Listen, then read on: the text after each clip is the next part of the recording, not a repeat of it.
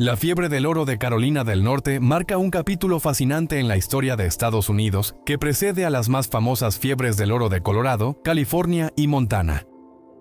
Mientras que estos eventos de mediados del siglo XIX capturaron la imaginación de la nación con historias de aventuras rudas y tierras salvajes, el descubrimiento de oro en Carolina del Norte jugó un papel crucial en la formación de la industria temprana estadounidense y los patrones de asentamiento. Esta primera fiebre del oro, la primera en la frontera oriental de Estados Unidos, desencadenó una reacción en cadena que atrajo a miles de personas a la región del Piamonte, transformándola en un bullicioso centro de actividad minera. Entender la fiebre del oro de Carolina del Norte no solo amplía la perspectiva sobre la rica historia minera de Estados Unidos, sino que también resalta el impacto cultural significativo de estas primeras búsquedas de tesoros en el desarrollo del país en su conjunto.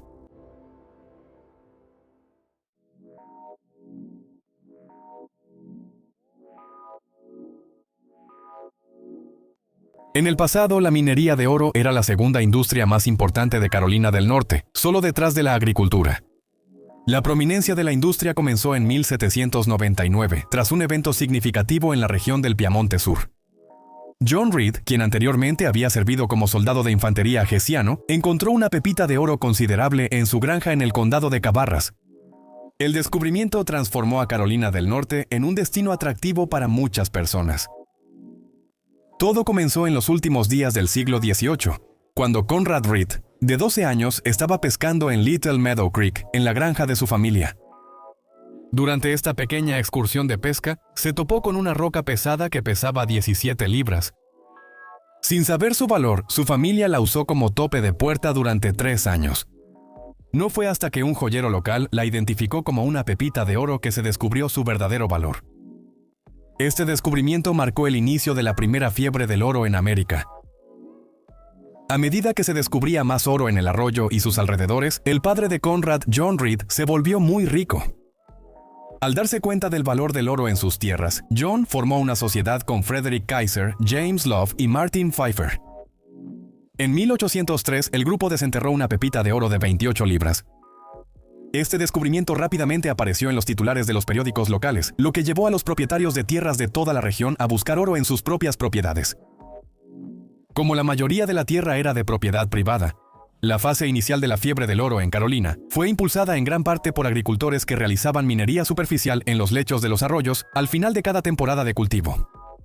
Pronto se empezó a encontrar oro en condados cercanos como Montgomery, Stanley, Mecklenburg, Rowan y Union. Esto provocó una afluencia de personas ansiosas por encontrar oro por sí mismas. La minería de oro se convirtió entonces en una industria importante en los condados de Carolina del Norte, mencionados anteriormente. La parte occidental de la región sur de Piedmont era una frontera escasamente poblada a mediados de 1700. En 1755, el gobernador Arturo Dobbs hizo un viaje a la zona para inspeccionar unas tierras que había comprado, que ahora se encuentran en los condados de Mecklenburg y Cabarrus. Encontró 75 familias escocesas irlandesas y 22 familias alemanas viviendo allí. Describiendo a estos colonos como gente trabajadora, señaló que la mayoría de las familias tenía entre 5 y 10 hijos. Se dedicaban a oficios relacionados con el ganado y al cultivo de maíz, trigo, cebada, centeno e índigo, comerciando principalmente con la gente de Charleston, Carolina del Sur, que se encontraba a unas 200 millas de distancia. En ese entonces, Charlotte, que ahora es la ciudad más grande de Carolina del Norte, no era más que unas cuantas casas en un camino de tierra. Los primeros registros censales indican que, aunque la mayoría de los jefes de familia eran principalmente agricultores, muchos también trabajaban como mineros de oro. A veces, familias enteras, incluyendo niños pequeños, participaban en actividades mineras. Durante este periodo, los mineros buscaban oro en los arroyos y recogían lo que encontraban en el suelo. Las técnicas de minería que se usaban eran bastante rudimentarias y básicas. La industria minera del oro en sus inicios consistía principalmente en la minería de placer. El Dr. E.W. Pfeiffer Jr., un cirujano e historiador de Morganton, describió este método como uno que solo requería herramientas básicas como un pico, una pala y una fuente de agua. También incluía el uso de una batea o una cuna para separar las partículas pesadas de oro de la arena, la grava y los escombros más ligeros. La mayoría de los mineros eran pobres, tenían poco dinero para invertir en sus operaciones y carecían de la capacitación adecuada.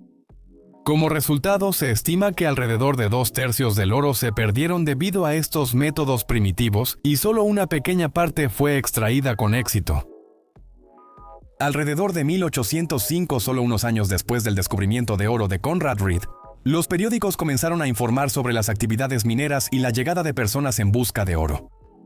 Una figura notable fue William Thornton de Baltimore, Maryland, el diseñador del edificio del Capitolio de los Estados Unidos. Después de enterarse del oro, compró 35,000 acres en Montgomery, ahora el condado de Stanley, y estableció la Compañía Minera de Oro de Carolina del Norte.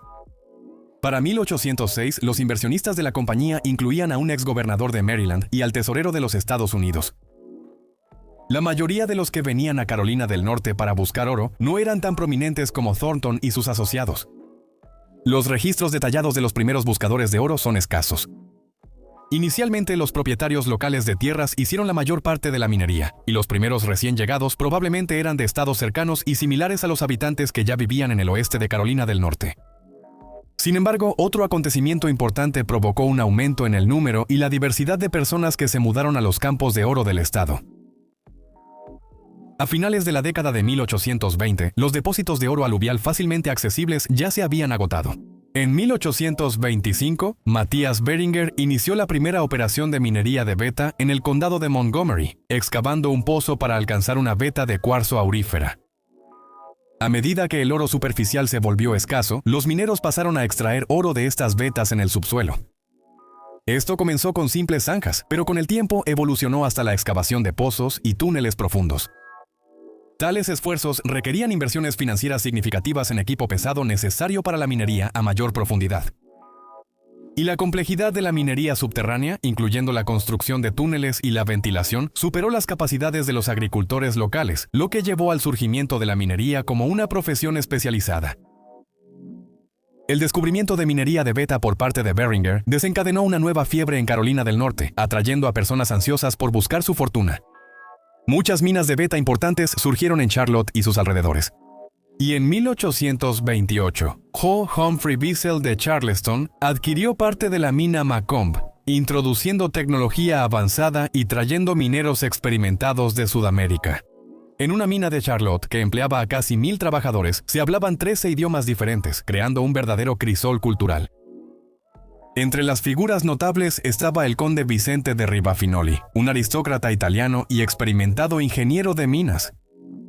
Como jefe de la Compañía Minera de Oro de Mecklenburg, reclutó a unos 80 mineros expertos de Inglaterra, Alemania, Gales, Escocia, Irlanda, Suiza, Italia y Francia, aportando un toque de cultura a la floreciente comunidad minera. Los agricultores comenzaron a examinar las piedras en sus campos, y grandes terratenientes de condados orientales como Granville, Halifax y Warren se trasladaron hacia el oeste, aumentando significativamente el número de personas involucradas en la minería de oro una vez más. En un momento dado, al menos 30,000 personas estaban involucradas en la minería en el estado. Entre los trabajadores europeos, los mineros de Cornualles de Inglaterra tuvieron el impacto más significativo en la cultura minera de Carolina del Norte. Estos mineros trajeron consigo siglos de experiencia en la minería de beta, ya que habían extraído estaño y cobre en su tierra natal. Compartieron su experiencia en técnicas de minería seguras y eficaces, molienda de mineral de oro y tecnología de vapor.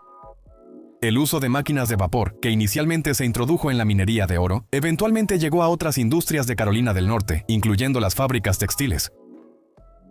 Muchos inmigrantes que llegaron durante la fiebre del oro eran hombres solteros y ambiciosos, libres para moverse entre los sitios de minería. Cuando se descubrió oro en otros estados del sur y eventualmente en California en 1848, muchos de estos buscadores de oro se fueron de Carolina del Norte.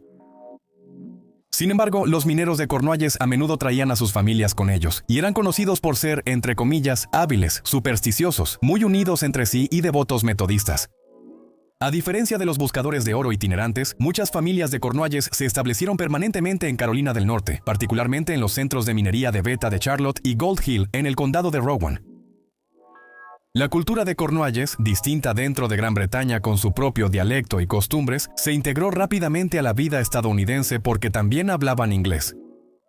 Aunque su influencia cultural puede no ser fácilmente identificable, su impacto en las industrias emergentes de Carolina del Norte es claro.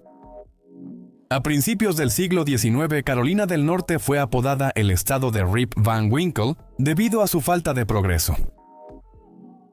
La industria del oro, impulsada significativamente por los mineros de Cornualles, fomentó avances en la industria, el comercio y la infraestructura, ayudando al estado a deshacerse de esta reputación. Los líderes actuales en industria, investigación y banca en Carolina del Norte se han beneficiado indirectamente de las contribuciones de estos primeros mineros e inversionistas extranjeros durante la primera fiebre del oro de la nación. Para 1824, más de 2.500 onzas de oro habían sido depositadas en la Casa de Moneda de Filadelfia. En 1837 se estableció una sucursal de la Casa de Moneda de los Estados Unidos en Charlotte. Y en 1856, Gold Hill, en el condado de Rowan, empleaba a más de 3.000 personas.